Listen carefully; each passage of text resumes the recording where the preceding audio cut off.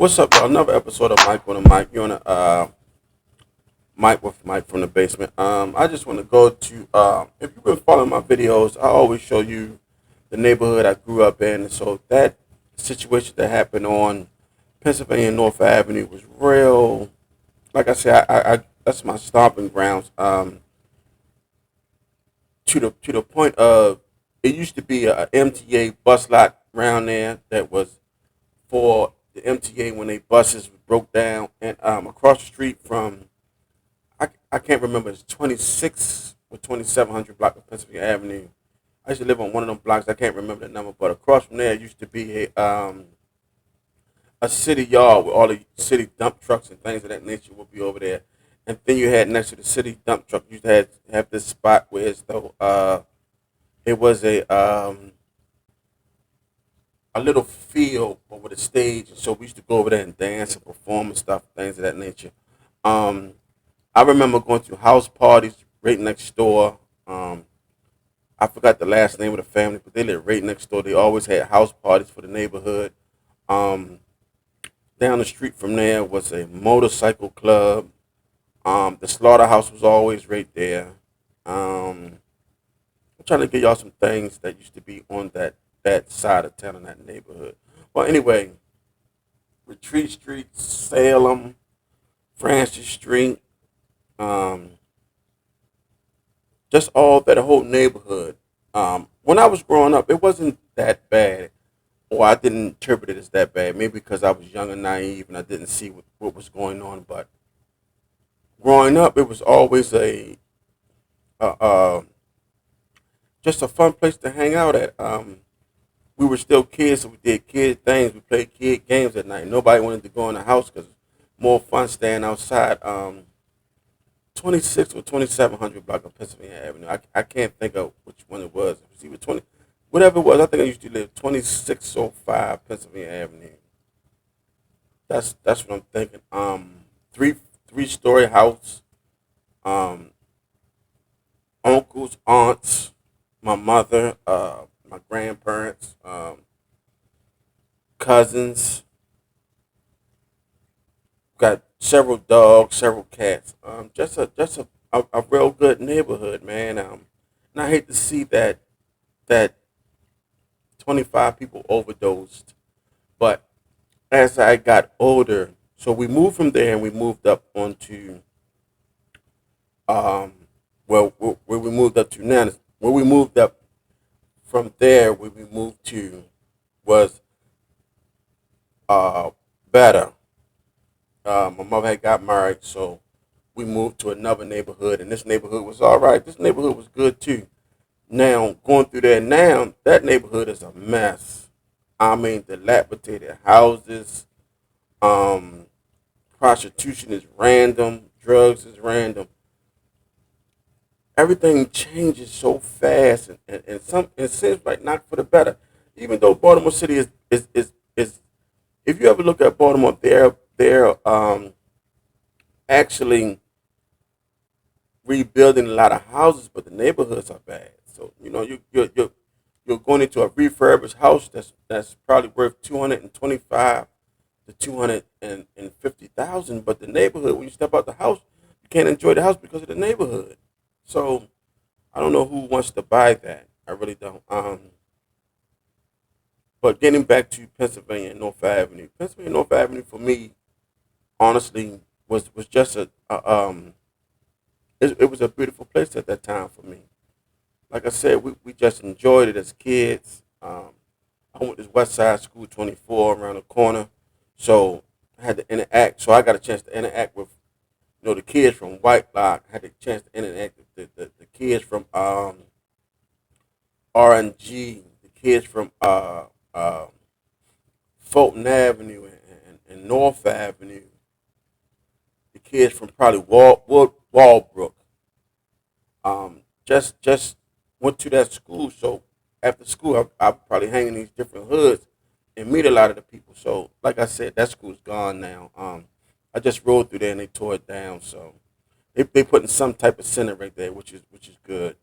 But it just I'm at a loss for words because not thinking and realizing that 25 people could overdose at one time, especially from something in the heart of the city. Because like people say that right there, you can catch many buses, you can catch the subway.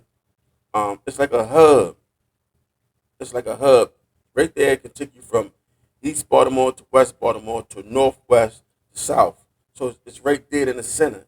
It could take you either way.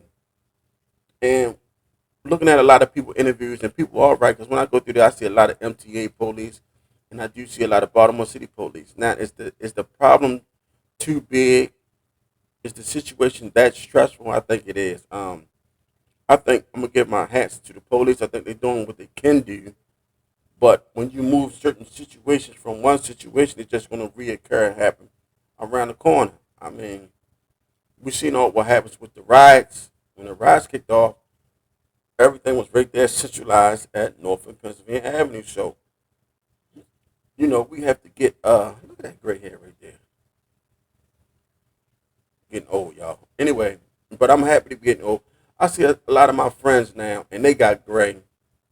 And it used to be when I was young, I used to say, damn, look at that old man. But to be able to become old and get older is one of the most beautiful things there is to me.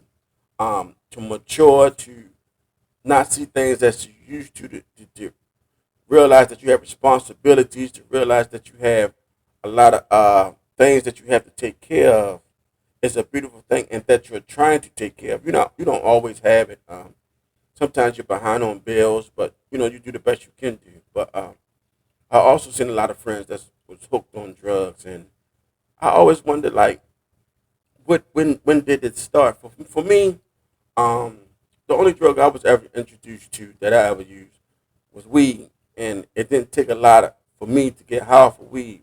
As a matter of fact, I hated the taste of it, the aftertaste of it, and one thing I used to do with when I smoked weed is just eat a lot. Um, Alcohol was never a big thing for me. Beer was never a big thing for me, so I never ventured into that. Um,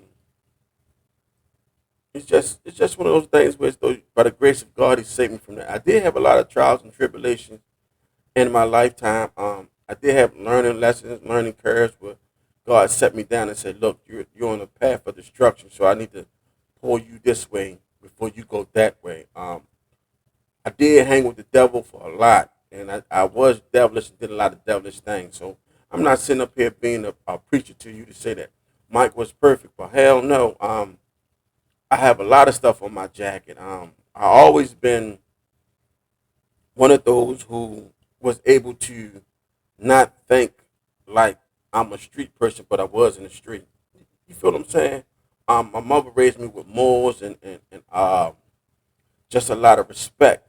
But I did tiptoe on the other side of the street and play in the street and play street games. We're not gonna go into that, but most of y'all can understand what I'm saying. So, but thankfully, I was able to come out of that and rejuvenate my life and go to a path of positivity instead of a path of destruction. So, I just wanted to get on here today and just, I don't know, leave a comment or like the video. If not, it's okay. I just get on here just to vent. But 25 people in my old neighborhood. I'm gonna tell you something. I'm gonna tell you a story. Um, I used to be so young that okay, we lived on Pennsylvania Avenue. My father and them lived in the projects across Pennsylvania Avenue. So, and then sometime I had to go to the Enoch Pratt Library from school. I used to be so young, and this is the truth. Pennsylvania North Avenue was hard for me to cross the street. So you know what I used to do? I used to go down the subway and come up the other side and cross the street like that. I surely did because it was just too many cars and too much traffic. So I used to go down one side of the subway, come up the other side to cross the street, and vice versa. When I wanted to go back, go down, come up. Um, I used to hang around Edding Street, Dolphin, Drew Hill. When I got older, I started hanging around Gold Street, um, but mostly just hanging out and not really into the getting high thing. The getting high thing never struck with me. Maybe because I seen so much how it affected my father and my father's side of the family. It didn't affect my mother's side of the family. I had uncles that smoked weed, but that was it. But my father's side of the family was on very hard drugs. Heroin. I think that was it. I don't think I ever seen them use crack, but I know they used heroin. I had an uncle that, unfortunately, when I was very young, on my father's side, died because of the dope game. He was trying to rob somebody, and they found out that he was the robber, so he shot them. They shot him. They died, and he died. So it was really like just a situation where, as though the drugs and the effects they have on you. I always take my youngest son through the hood and show him where I used to hang at and used to do what I used to do. And I tell him this is not the way. This is not the answer. Even though I thought it was, it's not. So he has someone there to always remind him and guide him of what and what not to do.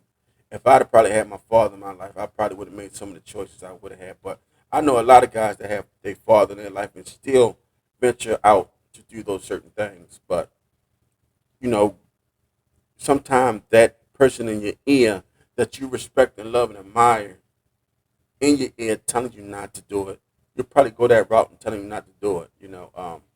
But like I say, maybe my trials and tribulations was for me to save my son. Like I said, my oldest son is older now. He drives trucks, so he's on that level now. My youngest son, talking to him last night, he understand a lot. So he said, Dad, I ain't like them young YNs out here right now. They off the chain. So he already see it. So I say, Pooh, it's okay to hang out and have fun. It's okay to chase the girls and hang with your boys. I said, I wouldn't knock that. But the other part of it, the getting into the stolen cars, the playing with the guns, the chasing the money, that's the part you don't want, because that's the part that's going to get you caught up in everything. Like I tell them, it's easy to get into something, but it's hard to get out of. Because once you in it, you in it. To get out of it is hard because it comes with consequences and repercussions. But it goes back to, like I say, man, I'm just, man, a little devastated that 25 people had that happen to them. Now, I haven't heard of anybody passing or anything, so hopefully they didn't overdose and pass. But and then I seen a story in Time magazine where it said Baltimore is the overdose capital of the world. Man, come on, man, come on. I mean, it has to be a better way. And I'm not going to agree with, I've seen a lot of videos. It is a lot of people with treatment that can get treated for these things. A lot of people say they out there alone. You're not alone, but you got to be willing to change your surroundings and change what you're doing. If you're not willing to change, then it's the same situation going to keep occurring. So we can't always blame everything on everybody else. Now, I understand people do go through certain things and they are bad and to change their world, and they might not be able to handle the pressure. A lot of times, excuse me, a lot of times what I heard was, one incident I heard was a guy say he fell and broke his back, so he got addicted to the pain pills, which can happen. So he's probably still in pain now from his back. So to cope with it, he probably using some type of heroin or cocaine or fentanyl or whatever they're trying to use now to cope with that pain. So you become addicted to it, which I do believe people do. Like I said, I just hope and pray that people can come off these drugs and try to get their life together. I seen another person interviewed that said, and they was telling the truth. They said, look, you need to focus on the youth because where I'm at right now, it's too late for me. And I mean, some of it is the truth because they were saying, listen, I'm just going to keep getting high all my life. It's just where I'm at right now. And they said they've been high off every drug known to man. And for them to say to just focus on the youth, I don't think they was giving up on themselves, but I think they was being honest because you're not going to change nobody from doing what they don't want to do. Person going to do what they want to do. And I think they was honest in saying that. And I could take the time and probably go up there and meet people and do interviews. I'm not sure I want to do that yet because I don't want to uh, broadcast someone's downfall just to be on my channel. but it would be an educational thing. You know, to see where it started at and how to deter people from doing it. So I gotta give some thought and prayer to that. You know, because people are hurting, man, and not everyone is what you think they are. Not everyone is doing as good as you think they are. I think America just depends too much on drugs. When you go to the doctor, he wants to give you a pill. They got pills for everything. Ozempic, I think that's a weight loss drug. Whatever happened to you just getting your ass up and walking around the reservoir, or doing some jogging or riding a bike? Now you want to sit in the house and take a pill to get small. You know, just cholesterol. Just stop eating certain food. It takes the will in you to change your surroundings and your circumstances. The pill is not going to do it. The pill can help, but it's another drug. And then you don't know what the back end of that drug is doing to your body, because it's got to be a consequence with that pill. It has to be. It has to be. But Mike from the basement.